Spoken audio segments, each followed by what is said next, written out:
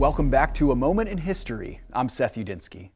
In today's segment, let's go back to the mid-20th century and explore one of the most famous figures in American history. This man was a hero both in the American Civil Rights Movement and in American sports.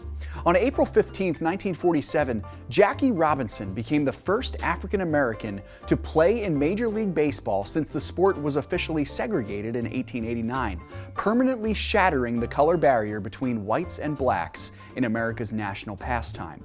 Now, to capture the significance of Robinson's influence, we need to understand the social climate of the United States in the 1940s. At this point, America was still largely segregated. Many of the racial undertones of the antebellum era continued after the Civil War, and these would be made manifest in numerous segregation laws. These Jim Crow laws mandated separate schools, water fountains, elevators, neighborhoods, and opportunities for blacks and whites. Institutionalized segregation even reached so far as the sphere of professional sports.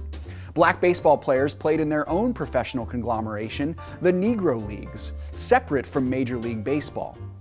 Though the talent in the Negro Leagues was high, its size and influence were significantly smaller than Major League Baseball.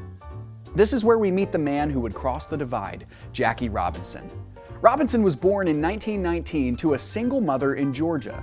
A soft-spoken boy, he became a highly successful college athlete at UCLA.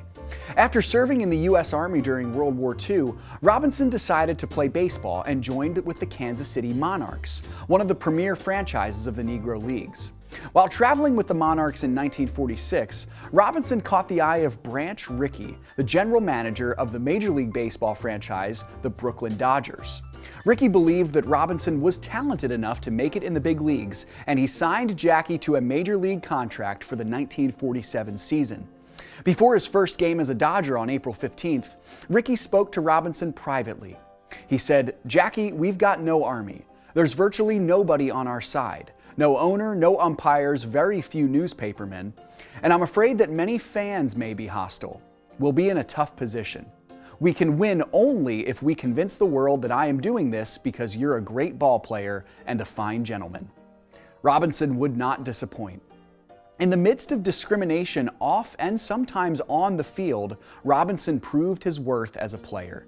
He spent 10 seasons with the Dodgers. In 1947, he won the National League Rookie of the Year award. In 1949, he won the National League Most Valuable Player award. And in 1955, he led the Dodgers to their first World Series championship over the New York Yankees.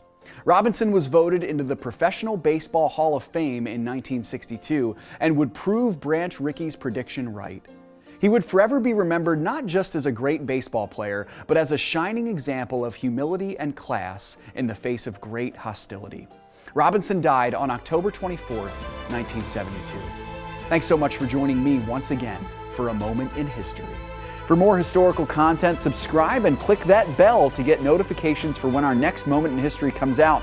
Until next time, I'm 𝙎𝙬𝘎𝘎𝘎.